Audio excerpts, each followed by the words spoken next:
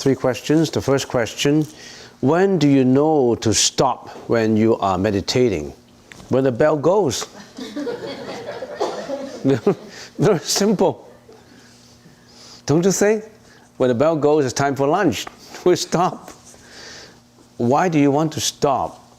You mean when you're meditating, you cannot stop? Yeah, if you're meditating, you cannot stop. You know what that means? You're sleeping. You're already dozed into sleeping. You don't know when to stop, who you are. Well, I have people who, every time when we have the 7 days meditation retreat, the same question always came, not the same person, the question always asked of me. It says, Reverend, it seems that I went into samadhi. So I started to meditate on the 3rd day, and then suddenly I got into concentration. I got into emptiness. And then when I woke up, it's already 1 hour. So is that concentration in samadhi? So I kept on asking him, I said, how do you feel? I don't know, I didn't feel anything. I said, yes, you were sleeping. Because you don't know anything, you are sleeping. And that is not meditation, that is sleeping. And sleeping is a major shortcoming of your practice.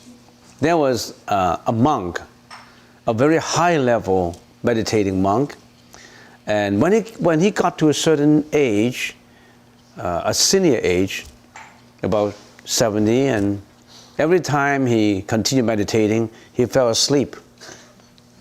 So he said, I cannot keep on like this. If I'm always sleeping, I'm sleeping away my time. If I keep on sleeping in every meditation, I'm wasting my time. He said, I must find a method so that I won't go to sleep. He found a cliff, and it was meditating right at the edge of the cliff. It's like here, meditating in here. So he was on a cliff, and down below is 100 feet.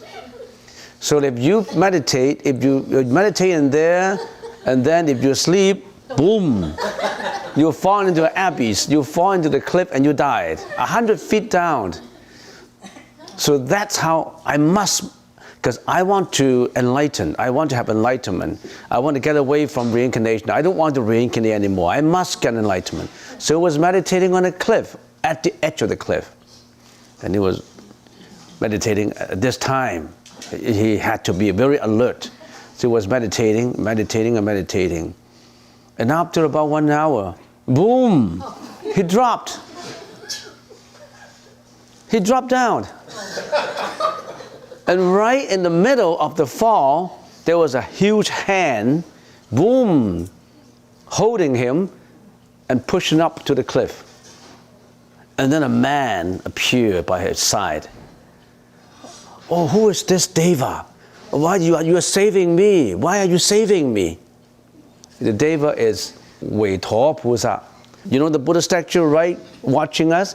Right in the center, right there in the shrine? Do the incense burner? There was a Deva. The sword is pointing down. Veitho Pusa, protection of Buddhism. He was a Deva. And this Deva always wanted to protect practitioners of Buddhism. And he said, I am Veda. I'm protecting you because you have the courage to do that. I respect people who have the courage, even at the expense of sacrificing your life, you still want to get enlightened. I like to protect that kind of people because you can risk your life into practice. So you are very good in your practice, so I must protect you. I won't let you die. Oh, thank you very much. Thank you very much. And I want to practice again, but I want to ask you one more question. So I think there must be not many people like me who can practice like that. All of a sudden he feels some arrogance in him. I am that kind of a person who is courageous, and not many people are like that. So I even get the protection from the Deva. So I must be very high level. And Vedor Deva said, oh, all of a sudden you're not humble anymore. Because of the lack of humbleness, I'm not going to protect you anymore. You're not humble, you're arrogant. I'm not protecting you anymore for 500 lives. I always like to protect people who practice, who even at the expense of sacrificing his life, but because you are arrogant, you're not humble, I'm not going to protect you anymore. So all of a sudden, Vedor disappeared. And this meditator was really regretful. Oh, I was very arrogant. I was not humble enough. Well, what should I do? Well, I'll continue. I don't really care. I must not go into sleep. I must continue to practice at the edge of the cliff. And even though if I drop dead, so let be it. If I drop dead, let be it. Because I want, what's the use? If I always sleep, I cannot get enlightened. What's the use of living? I may as well prefer death. So he continued to meditate at the edge of the cliff. And he continued to meditate and meditate. But he was so tired that boom, he dropped again. The second time dropping into the cliff. And then this hand appeared again and pushed him up. Oh, why did you save me, Deva Veda? Because of one thought already surpassed 500 lives. Because you're so courageous, because you're even at the sacrifice of your life, you still want to continue. That thought already surpassed 500 lives, so I came back for you. But at that time, he was really very enlightened, and he continued to practice, and no more sleeping anymore for him. So sleeping is a major shortcoming of the practice of Buddhism. Sleeping. So you ask me, when do you know to stop when you are meditating? If you are sleeping, you don't know when to stop until your head hit the floor. Then you boom, you stop. But if you are not sleeping, I'm sure you know when to stop. When the bell goes, you don't know how to, stop. Go for lunch, you go stop. Next question in the same paper. How long does an individual stay in hell or ghost realm? That is, are you stuck forever once you're in that realm? No. If you're in that realm and you got stuck forever in there, that means there is permanence. There is self-sustaining nature, and that's contradictory. So nothing is not changing. Everything is impermanent, even people suffering in hell. Maybe for a long time, but that's not going to be permanent. When the time ripes, it will go on to the next realm again. So you'll not be in hell all the time. It may be for a very long time, but you may not be there all the time. I read in a sutra that there was a very corrupt and vicious official in a certain ancient dynasty in China. And he was responsible for a rebellion against the king, and he was responsible also for the killing of a very courageous general in the imperial court. He talked the king into killing that general. And that general was so patriotic that the whole country, all the people of that country loved him. So later people find out about the corruption of this official, and he was punished accordingly. And then this official, when he died, he went down to hell because of his corrupted practices. And then Siddhagarbha Bodhisattva was preaching Buddhism in hell. And one day he met that official. Siddhagarbha Bodhisattva said, why don't you chant the Buddha's name? If you chant enough of that Buddha's name, then you may have the merit to get out from hell. And this official was so covered with impurity and mental afflictions that, you know what he said? I don't want to chant in the name. I'm suffering and I don't want to chant in the name. And Siddhagarbha said, just Amitabha. in the mind of Siddhagarbha Bodhisattva, if he said, I don't want to chant Amitabha, still he chants Amitabha, right? Then he may have an elevation. But you know what he said? He said, I don't want to chant that name. He didn't even mention Amitabha, because he was so much covered with karmic energy that he didn't even mention negatively that name. Because once you mention that name, then it hits your alive consciousness, you may have a chance to get out. But even that, he didn't have the benefit of that name to get out from hell, and his suffering in hell. So how long? Depends on karmic energy in hell. Next question. Reverend, what do you think about abortion? Do you agree with abortion? Human abortion, I already mentioned a few weeks ago. The Buddhist teaching is against all killing.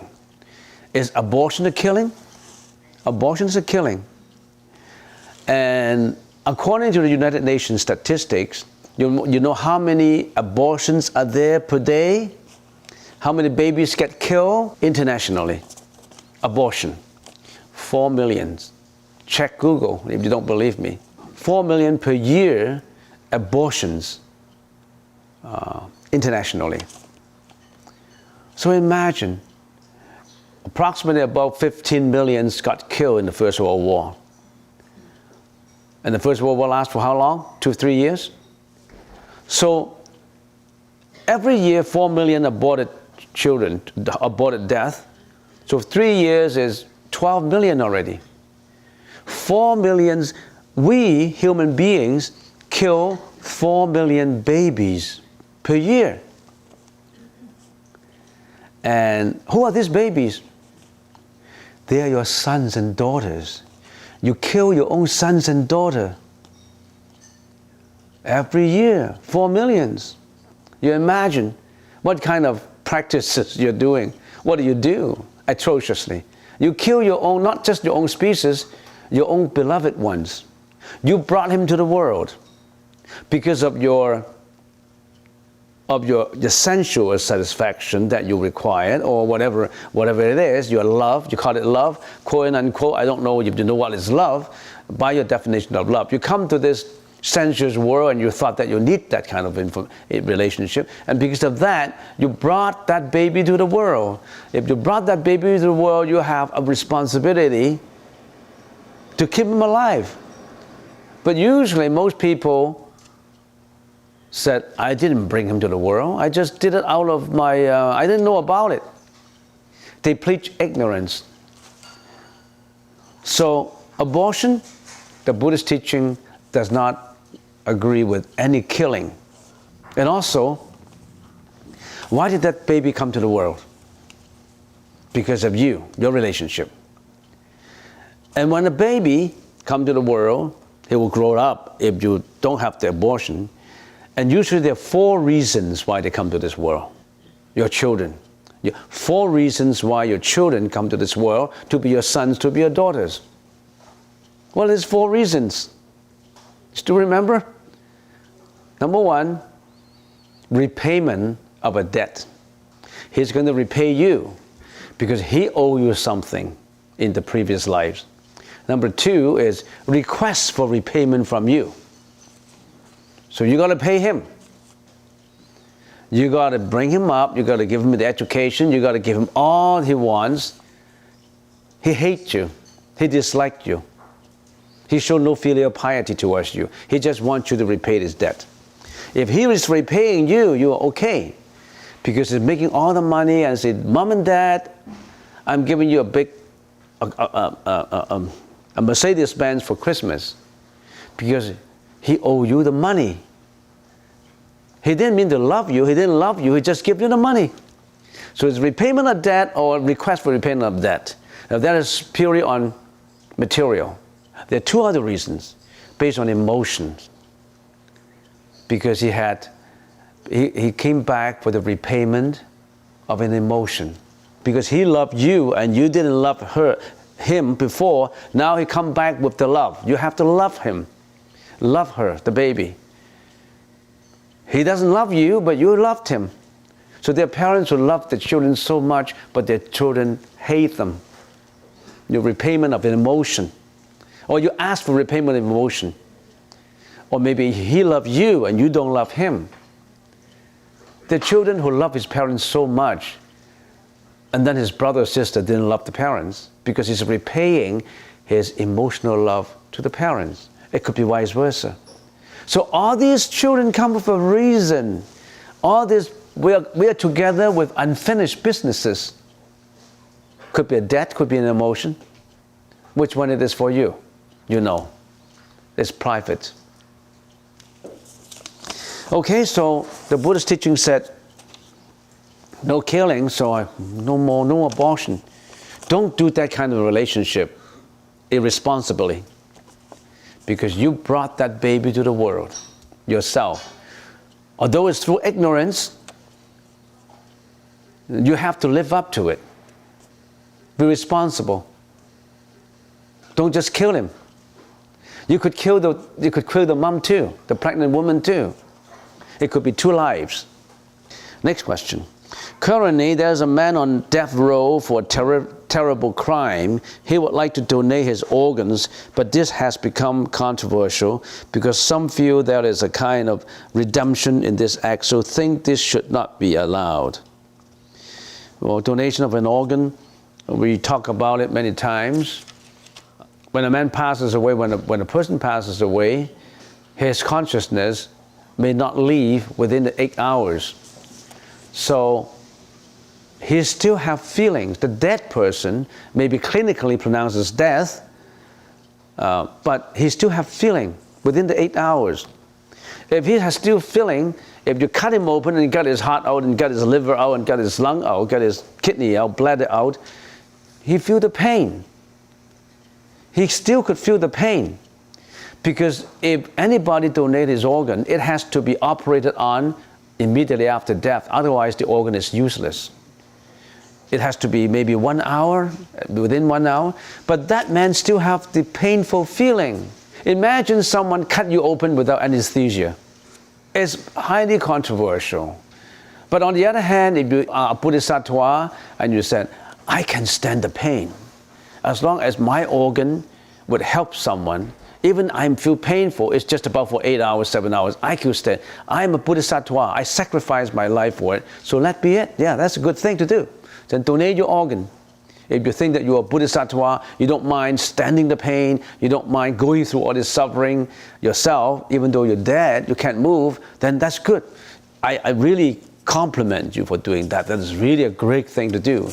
But if you're just an ordinary person who does not want to be cut open, who think that if you want to go to the Pure Land, say that if you want to go to the Pure Land, you chant so much, and then at the juncture of death, somebody cut you open, you're agonizing, you cannot concentrate, and you cannot go to the land of bliss because of this pain, then you may still roll into reincarnation. This is controversial. I'm not going to say yes, and I'm not going to say no, because it all depends on the circumstances.